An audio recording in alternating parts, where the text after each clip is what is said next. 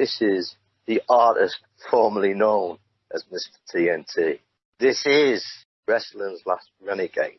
This is Ruffneck. This is my Britwest journey. Yo, what's going on? It's your boy, Big Wavy Roy Johnson here. This is the professional Nathan Cruz. Yo, this is Man Like Derice. Hi, this is Tom Thurber. This is Veggie. This is the Asian sensation Kanji. This is the Nightmare Fuel Hassan Malone. This is Joe Rage, the Heavyweight Classic. This is Mad Dog O'Doherty. This is Tonga. I'm the Breaker, Carl Kingsley. This is the infamous Cameron Solis, and you're listening to Broken but Glorious. Broken but Glorious. To Broken but Glorious podcast, because like me, you are head to toe a pro. Hello and welcome to my Britwest journey on bbgwrestling.com. I'm Chris Lappin. I'm delighted to be joined on the line by Ruffneck. How you doing this evening? I'm doing champion. Everything's just like sunshine and rainbows. I can't complain. Yeah, that's it. Sorry to listeners, I've just had a sneezing fit pre-interview, so if I'm a bit sniffy, I should be okay in a couple of minutes. Right, so how's 2022 been treating you in the ring so far? So. Oh, not too bad, really. I mean, I even throughout the pandemic, because I've been primarily working for WAW World Association of Wrestling and Norwich, they've been like ahead of the curve. Yes. Way ahead of the curve when it comes to procedures with regards to COVID and just being meticulous with everything. Like the stuff that they've put in place in order for them to obviously to put on shows, but in every facet of regards to the pandemic, they've been like way ahead of the curve, and they've been meticulous throughout. So as a result of that, I've been fortunate where I've probably wrestled a little bit more than the average person has. Oh wow! Yeah. During the pandemic, but 2022, I've got to be honest with you, it's going really well.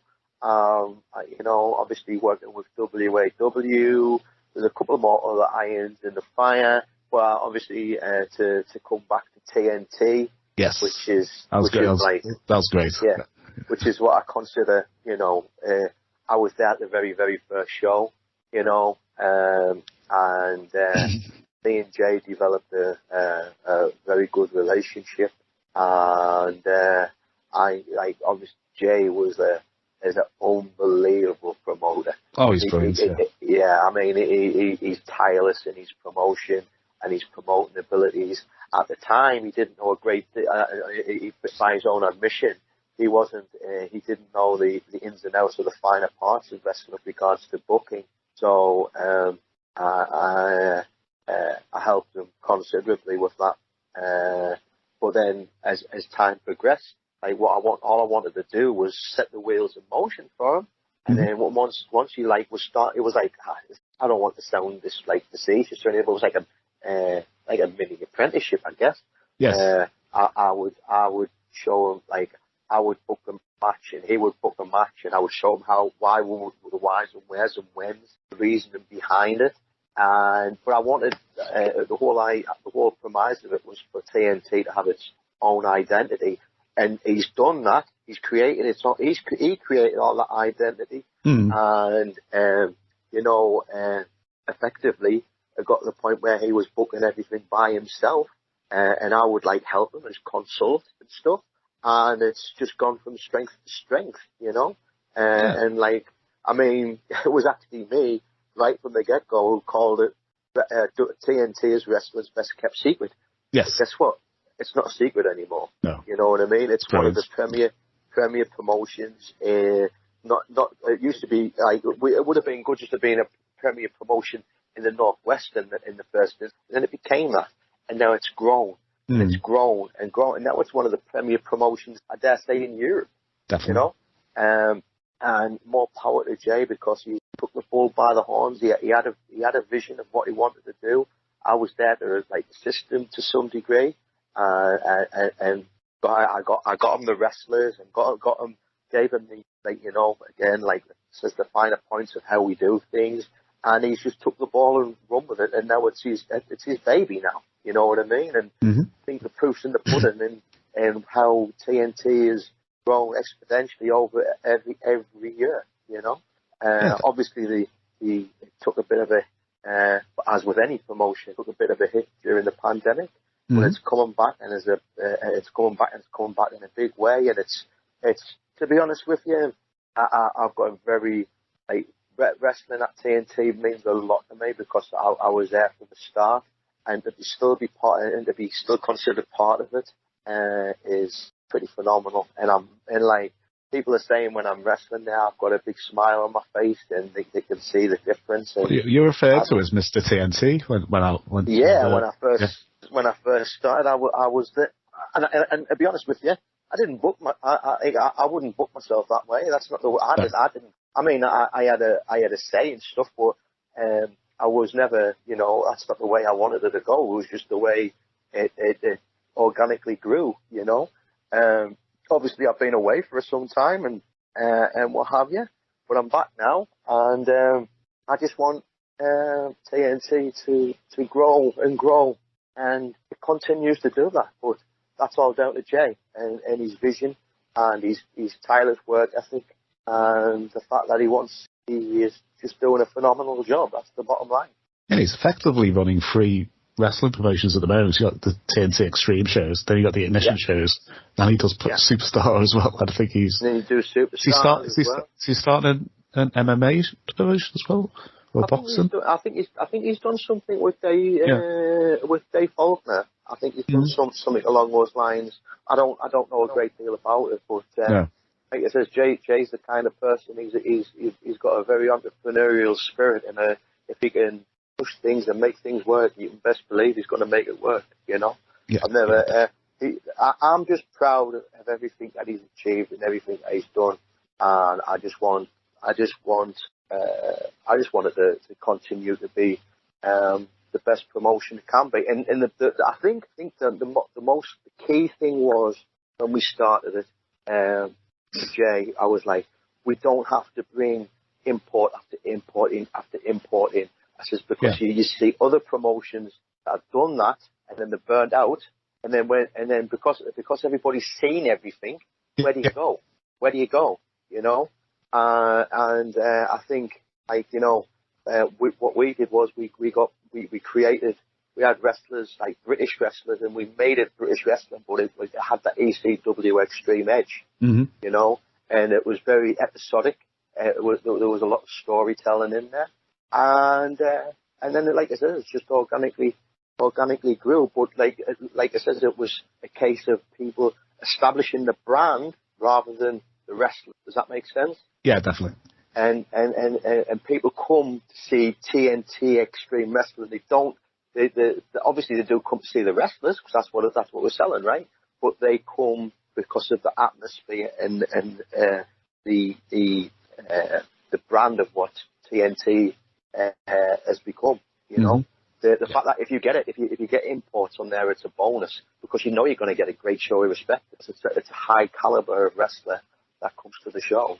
Yeah, because the last show they brought in Scott Hottie, who was against Gene Money, but just having Gene Money on the shows is a draw anyway. But put him against Scotty Sue Hottie, it's like, that's the thing is if you go the route of bringing imports in, okay, right from the get go, and overexerting yourself with that, there's nowhere to go.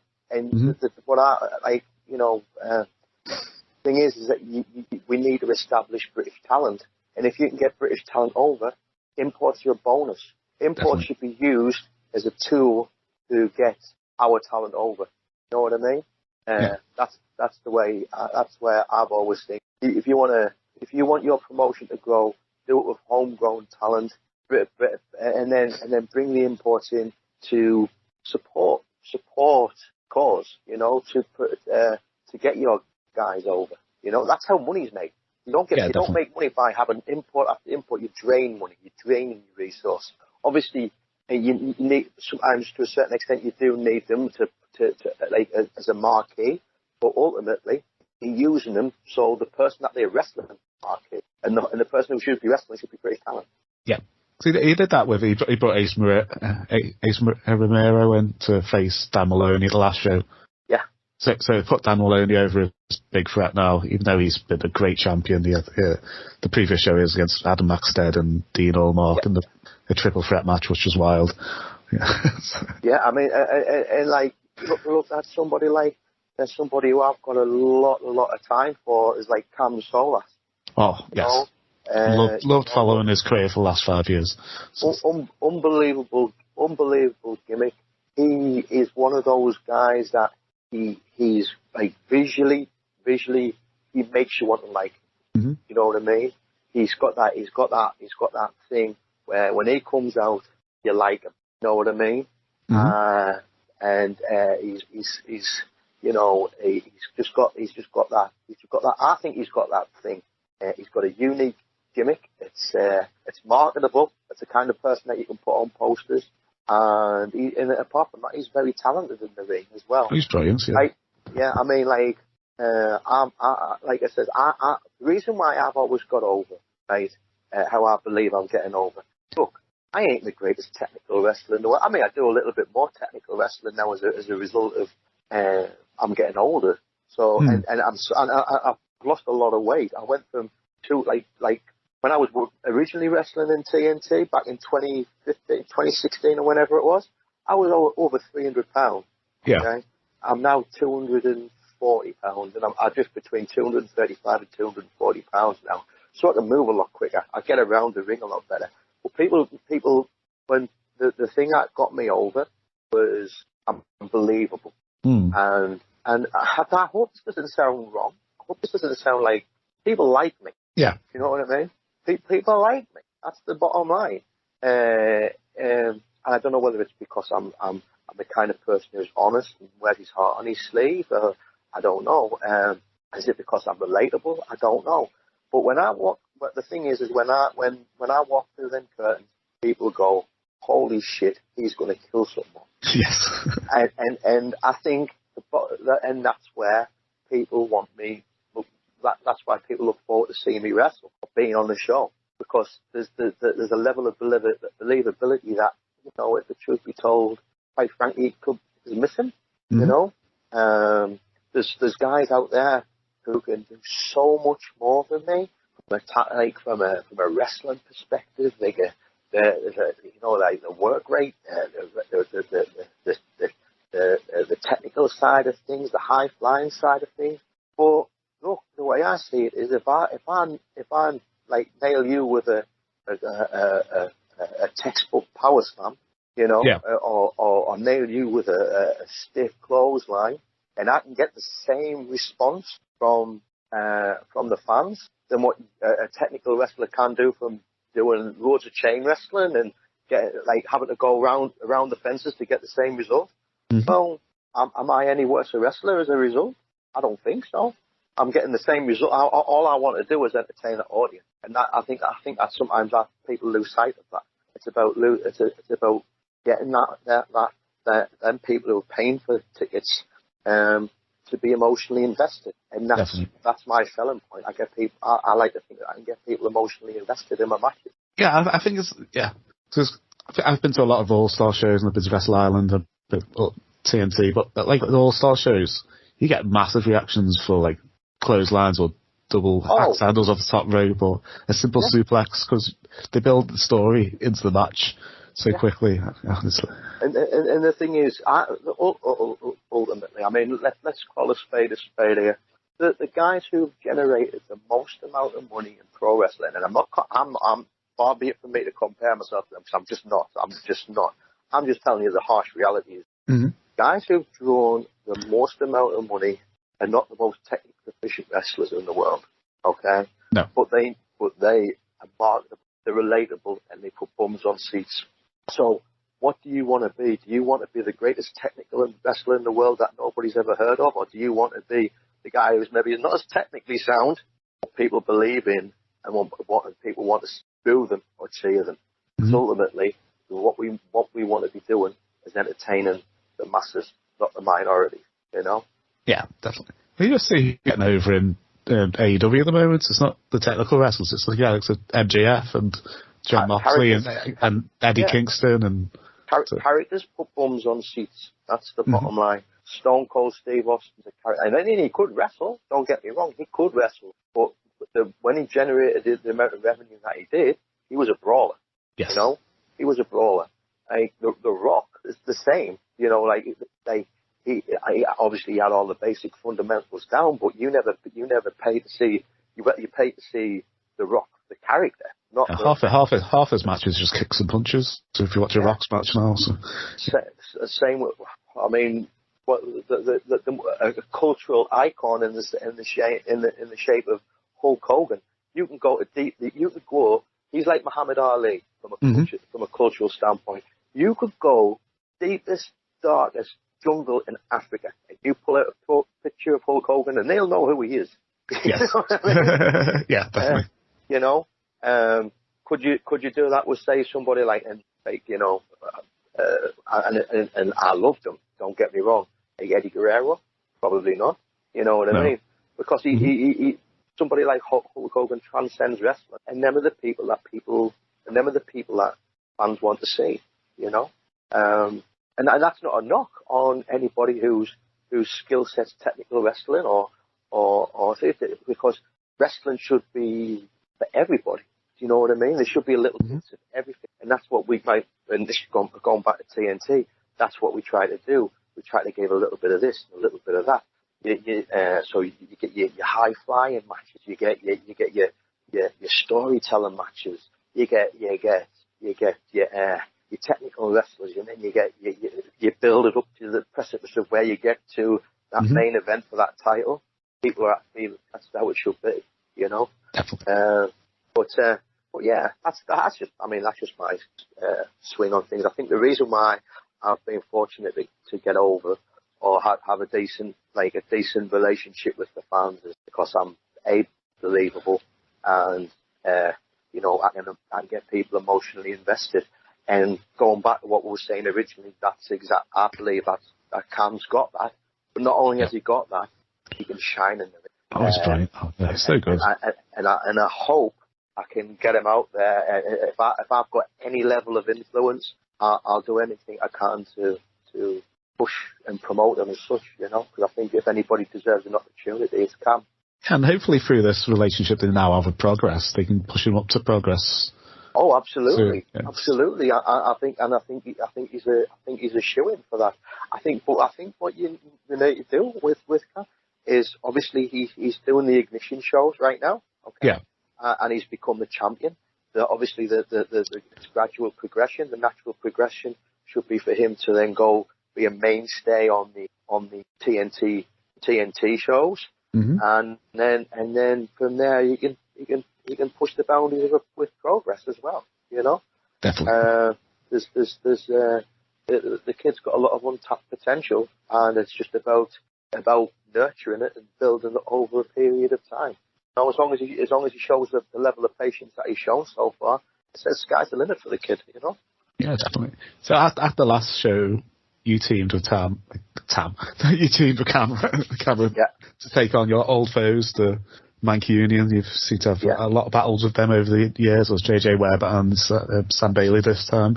Yeah, it's they took at the end of the match. So how do you see the storyline going forward? Well, like I said, I mean, I genuinely don't know what when they were bringing the Mancunian in back, like this 2.0 version of the Mancunian. It just Jay just thought it was just logical for me to be involved in some way, shape, or form, and I'm eternally grateful for extending that opportunity to me because I'm having a ball with it. I'm having a blast.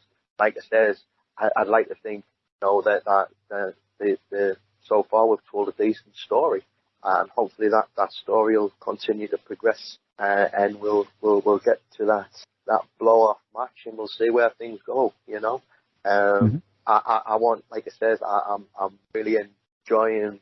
We've had that match with Cam, and I think we showed a little bit of tag team continuity there as well, and it flowed pretty well.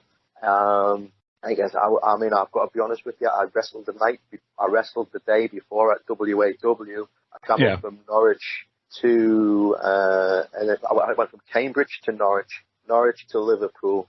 I was kind of it was kind of tiring. But I don't think. But like I said, I think we had a very solid match that told a it was a really fun match, and it told a great story. And I think as if I like episodic stuff. I like to be built up. So by the time you get to that by the time you get to that blow off match, it actually means something, and people are continue to be emotionally invested, and they want to buy tickets as a result because they want to see what happens. You know. It's been announced that Cameron will take on Sam Bailey at the next show, so it'll either make sense for you to take on JJ Webb, or that you're both on each in the corners. So I mean, if that happens, that happens. I see a hand on heart. Like I said, I don't have anything to do with the direction from a character standpoint or from a storyline telling standpoint. That's down to the booking team, and I think that I'm not sure whether Sam Bailey helps behind the scenes with stuff and make sure everything's got a flow and everything clicks into place. But I genuinely don't. But I do not no longer have any sway with regards to that. I'm just happy to be part of it. I'm just happy to be part of it. Happy to be working with the likes of Sam again. Who, let's face it, that guy Sam Bailey has made me look like $1 million for years. You know? Yes, it's brilliant. I mean, it started right in 1PW with the Prophets of Liberty versus. Well, we did it with the Mob. We did it with. We had the what you call the match, the Survival of the Sickest match, and it's and every he's played an integral part in me looking like $1 million because Sam is a vastly underrated wrestler. You know, definitely. He should have. I think he deserved more breaks than what he hasn't getting them. You know what I mean? But then again, I think maybe he's happy doing what he's doing as well. But like he says, he's got Future Shock now, and he seems to, he's got a big smile on his face. And from what I can gather, Future Shock's got seems to be going from strength to strength. And it's got back to getting the trainees over, building up their own talent base, which is phenomenal. And like I said, I just hope. Like I said, it's always a pleasure to be in the ring with Sam. This JJ Webb, I've only met him a couple of times, but like I said, the short amount of time I've spent in the ring with him, it's been great. You know what I mean? And they're great guys. You know, they can make somebody look like $1 million, and yes, that's what wrestling should be about. You know, helping your opponent. You know what I mean? And getting your opponent over. I've always been a believer of that, you know. I don't believe in one-dimensional thinking where it's about me. That's just not my way. If I'm over and I can get them over, or vice versa, best believe that's going to be happening, you know, because that's how the business grows. Yeah, I really enjoyed the end of that because they've had Danny Proper as the camera guy for a couple of shows. So it was quite shocking for him to then get into the ring. To do that, right? Yeah. So I wasn't sure how. Right? It was, yeah. Yeah. So like it says, and this is the kind of, it's little things like that what create emotional investment. If you can just tug on them strings a little bit, yeah, I guarantee you people will go, I need to find out what's going to show, what's going to happen at the next show. You know what I mean? And it creates a good atmosphere, and it creates a fan base. I mean, I think I'd like to think that I'm one of those wrestlers where if you put me on a poster, right? Yeah. Right, if you put me on a poster, that people will go, he looks like a wrestler. He looks like he'll kill some.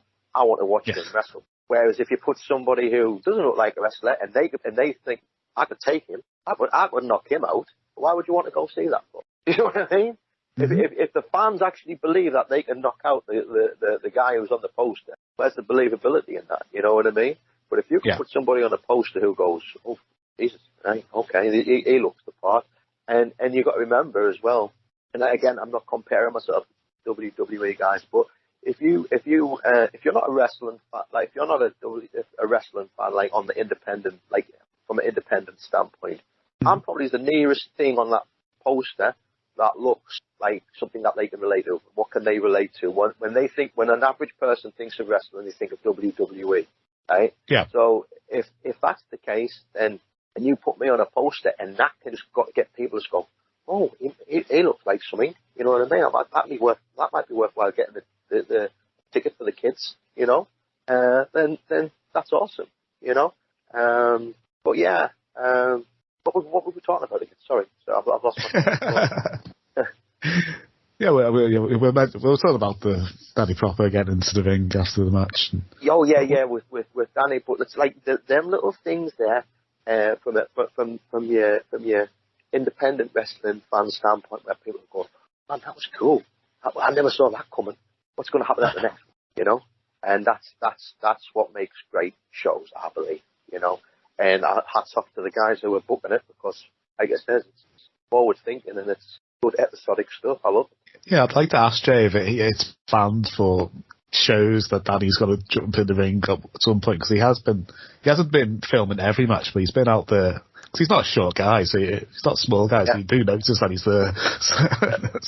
Yeah. He looked pretty short when he was lying on his back after Cam jumped over the top rope, though, didn't he? Yeah. All right, Arcade. It's Danny Proper here. You're listening to the Broken But Glorious podcast. We'll move away from TNT and we'll move on to WW. So 2 weeks ago, in 2 weeks, an incredible WAW show, 2nd of April. You're facing Brad O'Brien. Pretty tough test for you, I think. Yeah, I've had matches with Brad before. He beat me at the King of, like, the WAW's version of King of the Ring. But again, it was one of those where very storyline driven, you know, very psychology based, you know, sometimes a little goes a long way, you know, and we just, I think we teased a lot of stuff there, you know, and then we had the Crusher Mason, Rumble, which is like, as far as like Rumbles are concerned, it's like one of the most prestigious like Royal Rumbles in the UK, I'd say. For Crusher Mason, who was like a standard bearer when it came to British wrestling, and it's actually his daughter runs the British Wrestling Reunion. I've just started following that page on Facebook. So I think that would be great for wrestling in general as well, that she's part of it.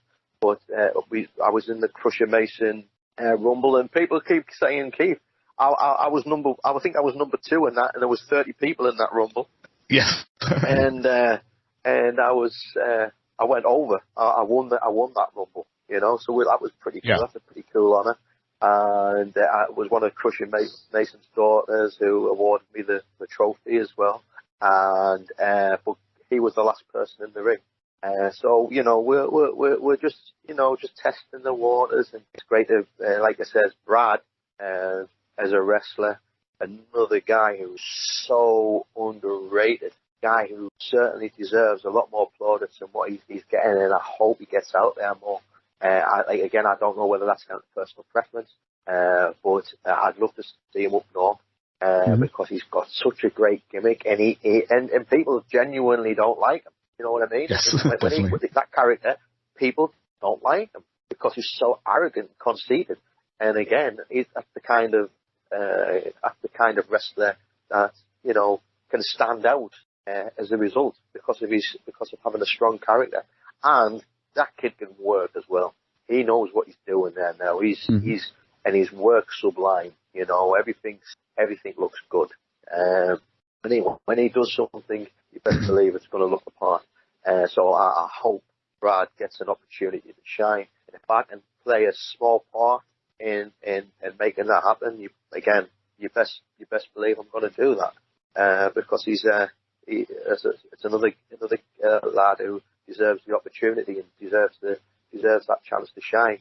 But having said that, I can't wait to basically kick the ever-loving piss out of him on April 2nd. So, and it's something that I've got a proven track record of doing, you know. I'm not even bothered about wins or losses at this point. My wins come from putting people in hospital, and if I have to put them in hospital for a little bit, well then, it's not my fault really, is it? If you were there, I had to hit you. Can't hit nothing now, can I? Well, the Knights must see something. Just the number of titles they put on them over the last couple of years. I think it's like the light heavyweight title, the European title, the open lightweight heavyweight title. He just needs that little thing, that opportunity just to get out there, just beyond the realms of where he's currently at. Okay, I think if he got an opportunity, I'd say somewhere like TNT or somewhere like that, or Wrestle Island for that matter. Oh, I'd love to see him at Wrestle Island. Wrestle Island, he'd be great for there, right? So it would be. He just needs to get himself out there and put his face in the shop front window. And if he does that, and he's given the opportunity, he's the kind of kid who will seize the day. But at the same time, like I said, I'm looking forward to wrestling him there. Basically tearing them in your arsehole. So, we'll see how things go. Yeah, it's a great card as well. I'll put tickets information in the description below the interview. We've got like ZAK ZODIAC versus Eric Young, PJ Knight versus Roy Knight, Eric Young. And all these kids, I'm going to be like ZAK at the moment. He's got himself in tip-top shape. Oh, he looks amazing. He's done amazing. His matches are amazing. I watched him have a match with Brett Semtex the other day. That Brett Semtex is going to be awesome as well. But like you said, he's still finding his feet at the moment, but he's getting out there. But he's got unprecedented talent. I think he was a K1 fighter at one time. I think he's done kickboxing or MMA or something. I think it's MMA, yeah. So that kid can throw. He can knuckle up. But that kid can work. And he didn't look out of place at all wrestling ZAK. Not out of place by a long shot. He looked comfortable in there. But he's against Tony Knight. Yeah, he's against Tony. But ZAK is, like I said, he's got that confidence that I don't think he had before. He's got that level of confidence where you can see it when he's wrestling. You can see now that he's more of a finished article than what he's ever been, and that's because he's put the time in, he's put the work in with his build and his physique. He looks great. He's always been great on the mic. Like I said, he looks so well polished and stuff now, and like I said, now he's got this newfound confidence. I think, like I said, he could do well, But yeah, ZAK's facing Eric Young, which is going to be a great match. Eric Young, I think they'll have a really, really solid match. ZAK, like I said, Roy, he's like my brother from another mother. He's what you call he's facing PJ Knight. PJ's another one who's just come on leaps and bounds as well. And he continues to progress and get better and better. Another one who, he's still finding, he's doing really well. He's still finding his way, and he continues to improve. He's taking forward steps rather than backward ones, or staying still. He continues to evolve, and I think that's reflected in the quality of his matches. He's had some great matches with Brad Slayer. They had a great feud, a truly epic feud. Which resulted in him winning the title, and I think that's who he's facing Roy for the title, which would be a great match. Yes, and you got Brad Slayer versus Nathan Cruz and Brad versus Nathan. Like it says, Nathan's, like it says, his work speaks for itself, really.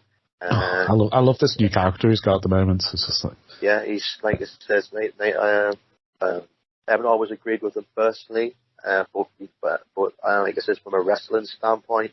Man, when he goes into the ring, you're going to get what you pay for, and then some. Personal differences aside, when it comes to being in the ring, he is a truly talented wrestler. That reflects in that every time. If you put him in the ring with anybody, you're going to get a truly great match. Absolutely.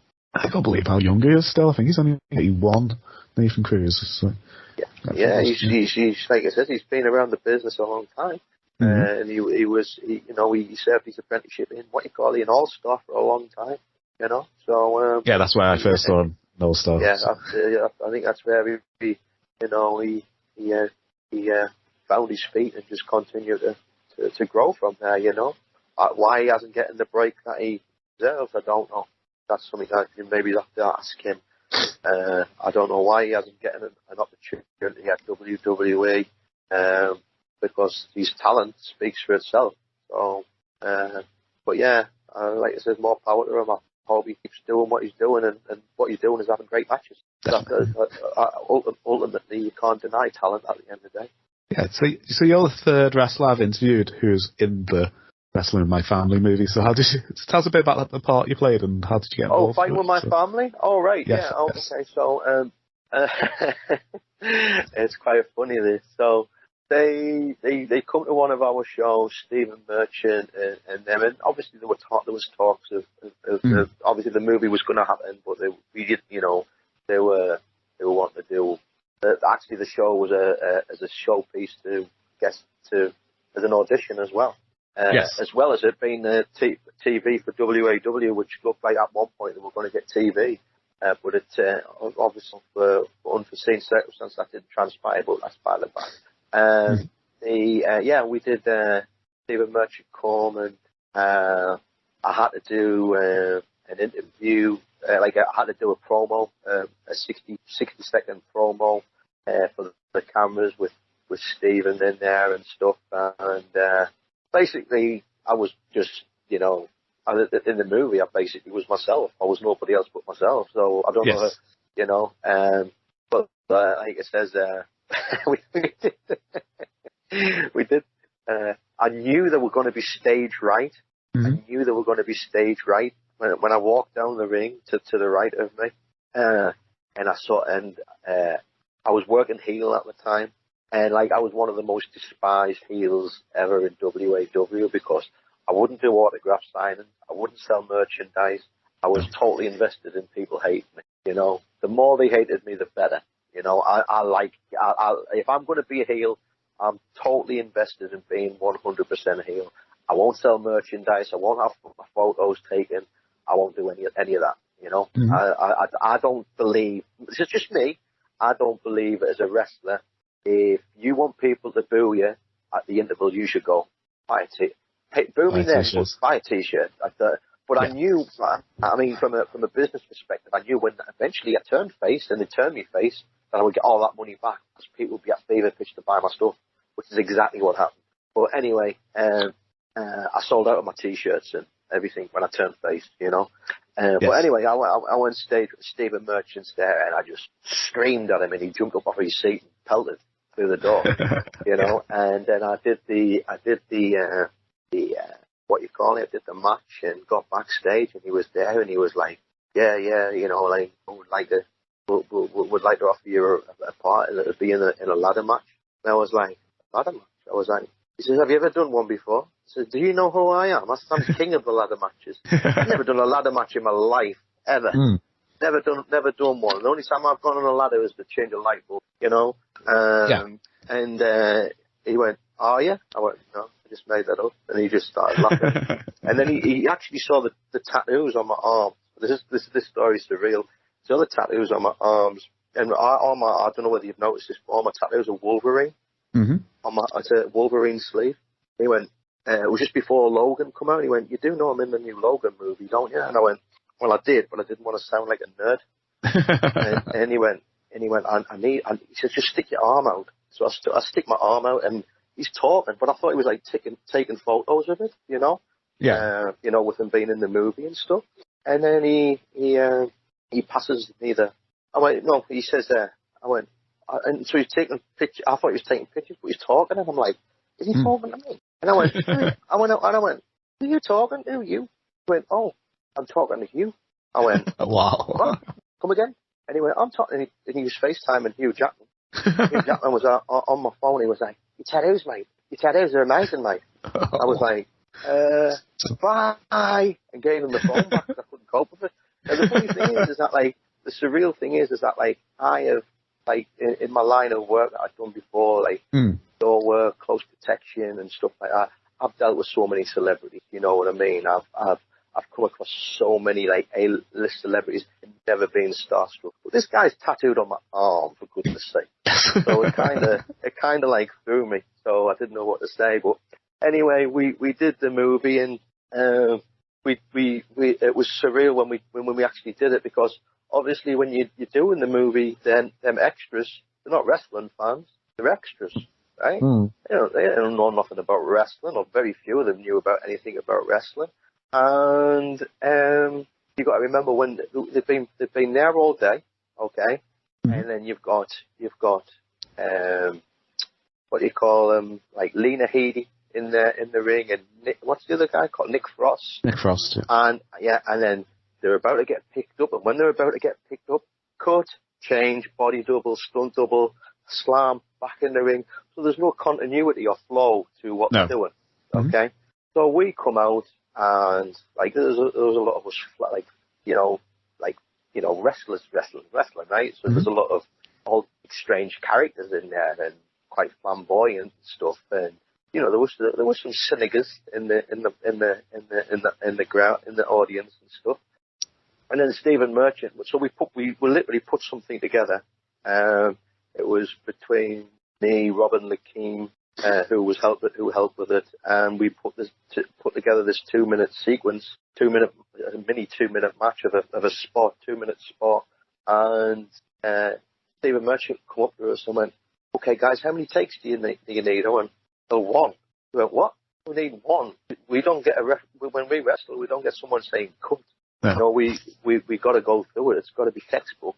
And he went, "Okay, well, what we want to do is we'll do 2 takes. The first take we'll do, and then when you've got the guy at the end, well, basically the end there's a ladder between the ring apron and the railing, and then we threw him over the top rope, and that ladder snaps." Yes. And it wasn't a gimmick ladder; it was an actual ladder as well.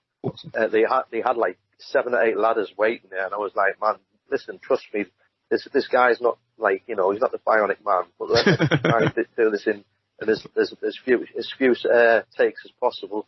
So we did it to the point where we got him to the top, to the rope, and then we let him go, and then we did it again, and then the next time we go over, and then the thing we snaps him.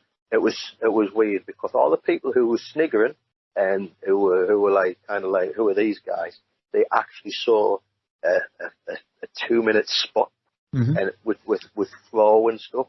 And the very same people who were sniggering and laughing at her and didn't have any belief in her, first ones to get up after when they said cut and give us all the standing ovation. Oh, amazing!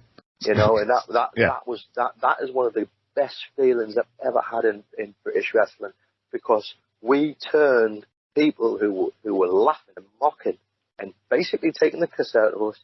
By the time we finished that, they saw what we went through and saw what we did. They were like, "Whoa," and that was worth its weight in gold, and the very same people actually became wrestling fans. They ended up starting going to progress shows. Yes. Going to Rev Pro shows. You know what I mean? And shame I wasn't on them, but but yeah, I don't care about that. What I care about, I do care about British wrestling, and I care about its growth. And if we can turn around and make fans out of them from just that moment, well, then it was worth doing, And the other thing is that I got to work with Nick Frost. Got to work with Lena Headey, who was so cool. She was the coolest chick ever. Like you think that they're going to be like, how's the best word to say it? It's you think they might, A-list actress. I mean, at the time she was making more money than anybody per episode for Game of Thrones, and she was the most down-to-earth, coolest chick you could ever meet. She was awesome. Yeah, I had a bit of a crush on her. But yeah, I got to spend time with her and Nick, and and Stephen Merchant, and it was awesome. Again, it was all thanks to the Knights for extending that opportunity. I've actually worked. It's funny how wrestling works. I guess I can say this, but I worked on Expendables 4 recently. Yes. I worked on Expendables 4 in the UK. They filmed it in the UK, and I'd have done that for nothing. I mean, I would, to be part of it with Jason Statham and Sylvester Stallone, who's like my idol. You know, I've got two heroes in my life. One of them's like Wolverine, the other one's Rocky Balboa. You know what I mean? Yes, my 6-year-old slightly got obsessed with Rocky recently. With Rocky, yeah.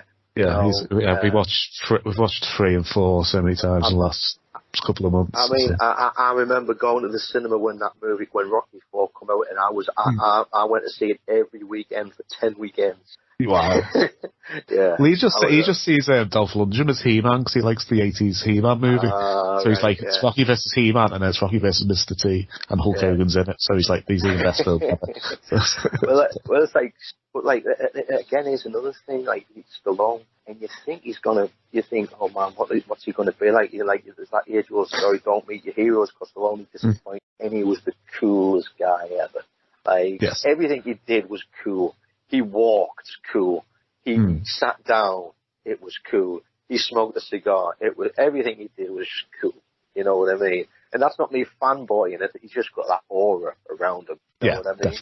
Definitely. Yes. But yeah, and Eddie Hall was in that. Actually, Eddie Hall's in the movie. Oh wow! Yeah. But funnily enough, the scene that we were filming, I'm looking around and I see tattoos on. And I know them tattoos. I definitely know them tattoos.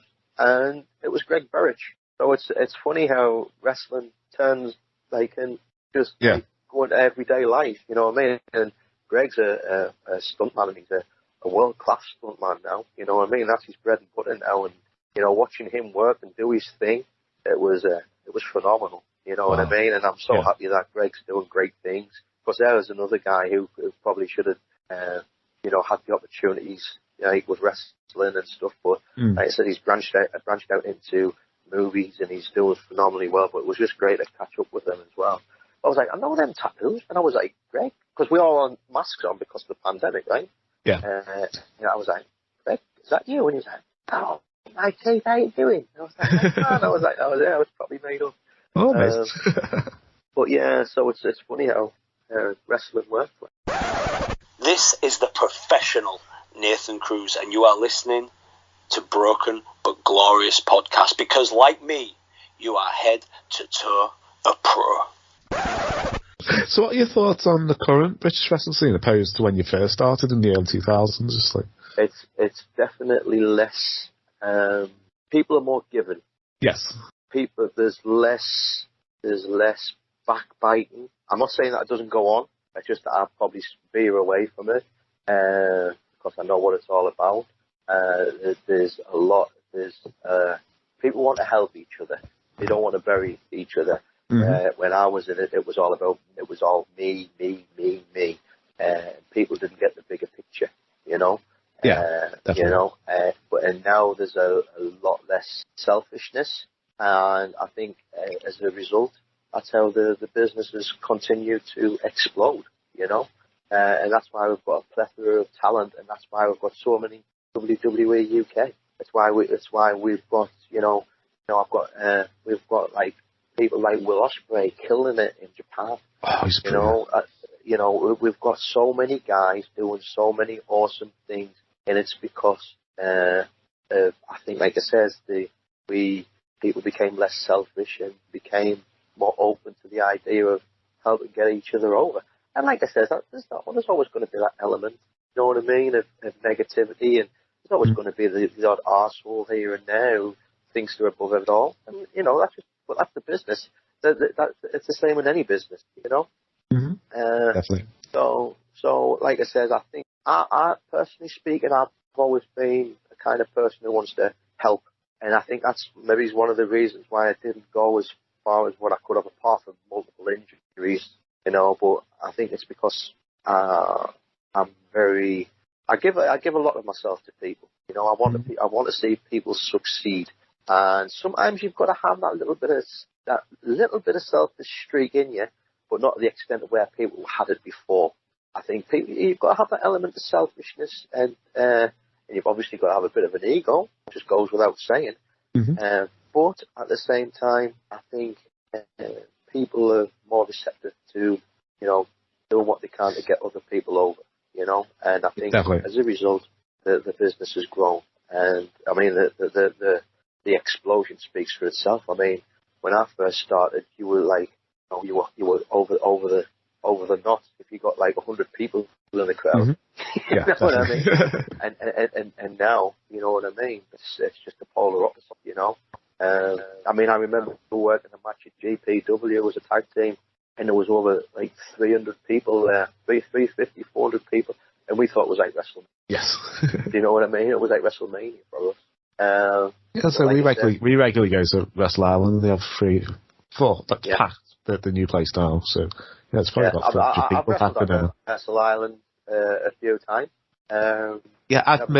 You've wrestled on all the shows. I've only missed 3 shows. I know the 3 shows you wrestled on. Oh, right. For any fault. But I've never. They haven't been in touch for whatever reason. They said they were going to, but it hasn't happened yet. But I'm sure, you know, hopefully I can get in contact with Peter again, and maybe we can.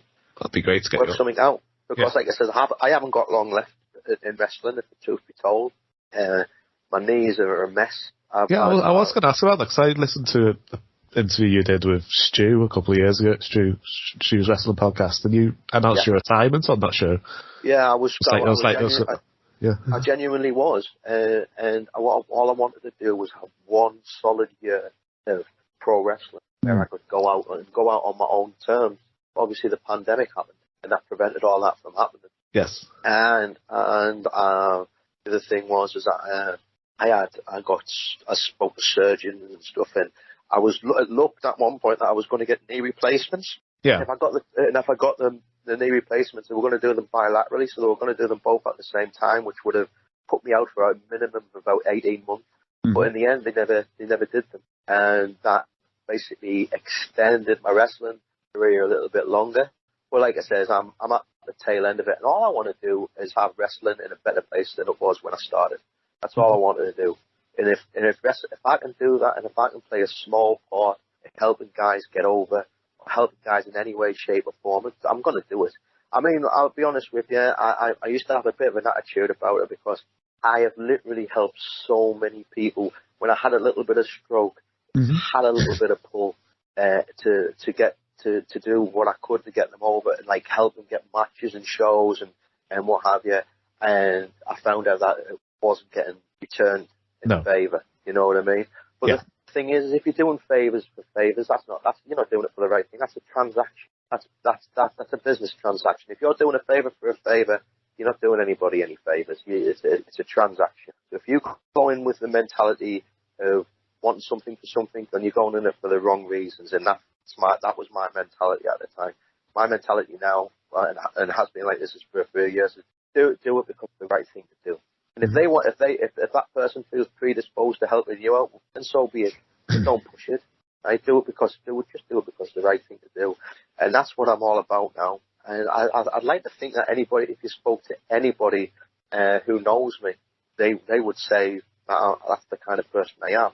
You know, I mean, I've got my flaws as well. I wear my heart on my sleeve, and if I see something I don't like, I'll say it. You know, and the thing is that's probably something else that's held me back. People probably thought I was like maybe a little bit over opinionated, and that's okay. Or let's say not playing the game. And the thing was, is the people who were playing the game have now been exposed and are not part of wrestling anymore because of that Me Too movement. Yes, you know, definitely. and I wasn't. You never heard my name getting like dragged through the mud because I wasn't that person. Not that, you know. That's why I'm still wrestling now, because nobody's got no mud on me. And the reason why there's no mud on me, there is no mud on me. There's nothing, you know. I pride myself on that. I pride myself on, you know, pride myself on being a good person and a good man. And like I said, I'm a flawed one. You know, I am a flawed one. You know. I mean, my mental health's well documented, you know, and I've gone through a lot during my time as a pro wrestler as well, injuries to divorce and so on and so forth. And like I said, it's probably to a certain extent, it's probably got a detrimental effect. But I don't want to change who I am. I like who I am, and I like to think that people like me for that. And all I want to do is, like it says, is help people. And if I can play a small part, a minute part of, like it says, my time's come and gone, But if I can play a small part in helping that person get to the next level, well, then that's worth its weight in gold. Definitely. You know, and that's what I'm all about. Yeah, you've just answered my last question. My last question was going to be, what was your legacy going to be in British wrestling when you retired? So Yeah, like I said, I mean, that's all I wanted. Like, as long as, like, ultimately, the people who I've never, the people who I need to impress are the people who are buying the tickets, and that's the fans. I've never been one of these guys who wanted to impress other wrestlers or anything like that. All I wanted to do is make sure that when fans got there, they got their money's worth and they got entertained. And that's as long as they got entertained and I've done my little bit, then it's awesome. If I played a small part in putting a smile on somebody's face, being entertained by something that I've done, well, I've done my job. This is the infamous Cameron Solis, and you're listening to Broken but Glorious. Right, so if you're promoted for a day, promoting an event, so using wrestlers you either trained with, worked with, wrestlers associated to you in some way, if I give you a match type, you tell me who you put in that match? Sure. Yeah. And as it's your show, every show can be intergender, every match could have 3 people, 4 people, 5 people. Okay. Throw a silly stipulation in if you want. So it's your show. Okay, so who'd be in your opening contest to get the crowd excited? And it can be, has it got to be British wrestling related, or it could be anything? No, and anybody who you've worked with, trained with. I've worked with, right, okay. Right. Worked with, trained with, associated with you in some way. So. Associated with, okay. High flying match. I would probably put, tell you what, no, first match, I like to say, I like to do a fast paced match. Mm-hmm. So I would probably put Kid Lycos. Yes. Against, I don't know, what's that kid called from Target Wrestling? Who was trained by Johnny Moss. I've worked with him. I'm so sorry, I'm terrible with names. He does he still does, he's like one of the mainstays at Target Wrestling. Yeah. In Cumbria. What's his name? I think I was meant to interview him. Yeah. He's had tryouts with WWE as well. Is it Josh? Josh. Yes, Josh. That's the one. I can't think of his surname. Yeah, but you Josh. know what I mean. Yeah. I've watched some of the stuff that he can do in the ring's unbelievable. I think it would Kid Lycos be a great match. Oh yes. And then I would probably, I think wrestling should be all about ups and downs and stuff. And so I would probably after that I'd probably put a women's match on there. Yes. So I know it's been done, but I would probably put Lizzie Styles against is it Lara? Sorry? It's Lizzie Styles. Yes. Against Session Moth Martin. Oh, that'd be fun. Yes, I saw that. There you go. I saw that at Catch Wrestling. That was fun. Yeah. And I would probably third match. I'm gonna put myself on there. Me and Cam against the Mancunian. There you go. Yes, definitely. Yeah. Would that be a tag team title match or something? It'd be a tag team match, but it'd be a blow off match. It'd be like a last team standing match. There you go. Oh, that'd be fun. What about an Extreme Rules hardcore style match?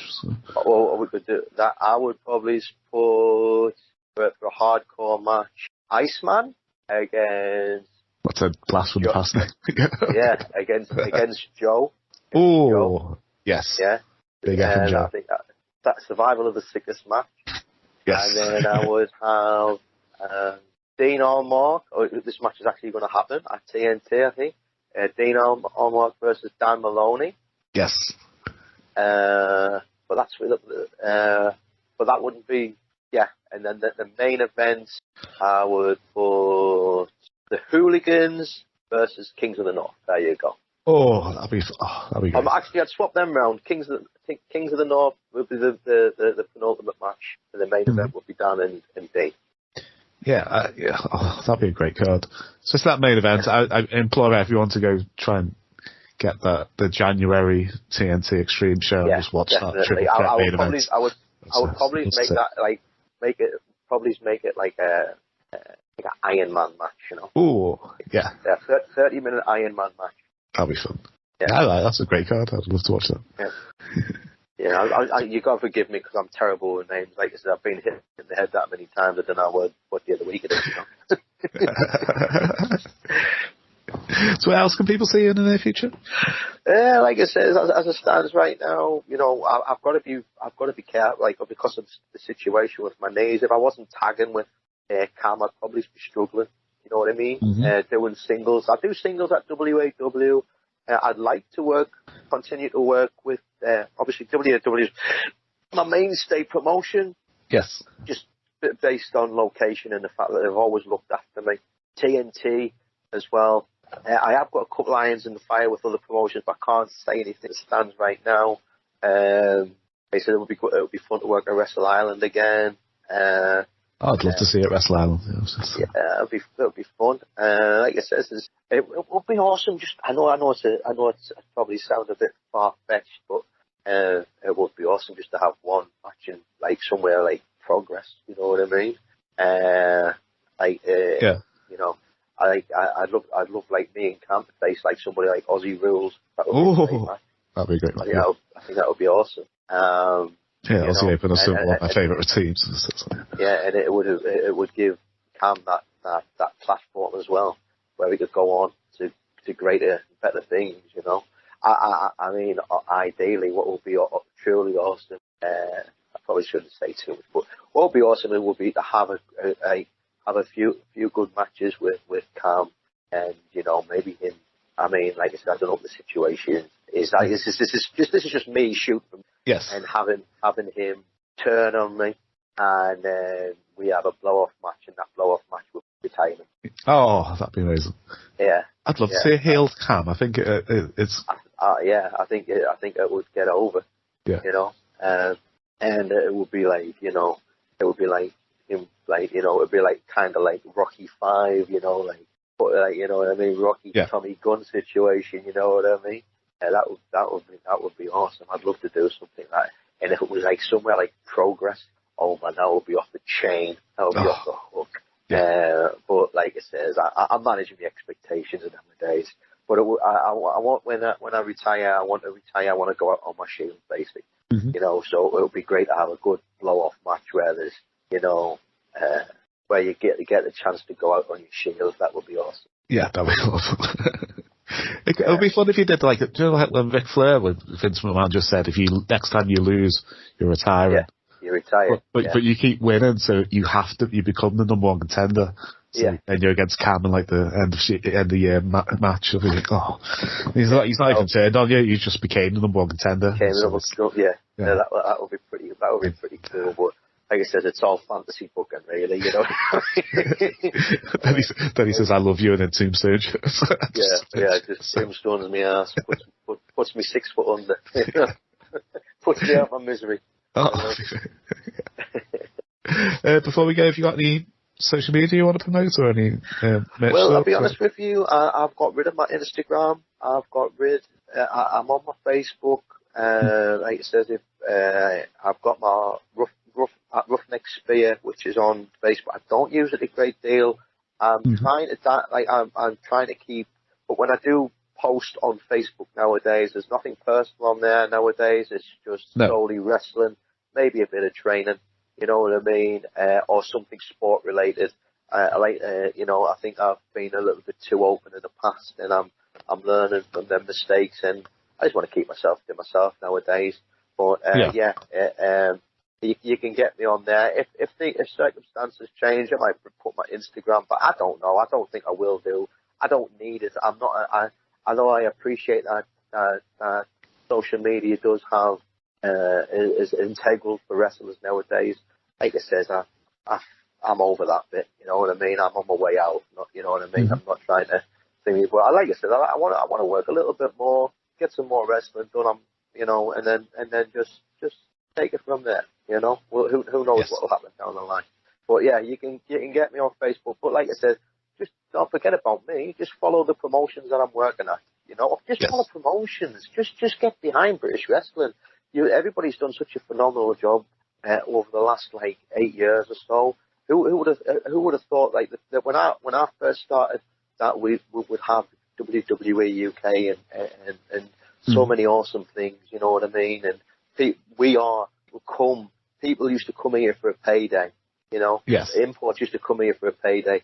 now they're begging to work here. You know what I mean? Because of the environment that produced, and because we've got the really world class fans, we've got the best fans in the world here, I think. You know. So, like I said, just keep following British wrestling. Forget about me. I'm on my way out. But if you want to see me and you want to, you know, like I said, I'm always approachable at wrestling show. Just come and say hi. If you want to buy me a pint, you know I'm going to take it. You know, and we'll take it from there. But I just want to say thank you for having me on here. It's been an honor, been very pleasure. fun. And like I said, I probably rambled on a bit, but you know that's just me. And I hope people enjoy hearing what I've got to say.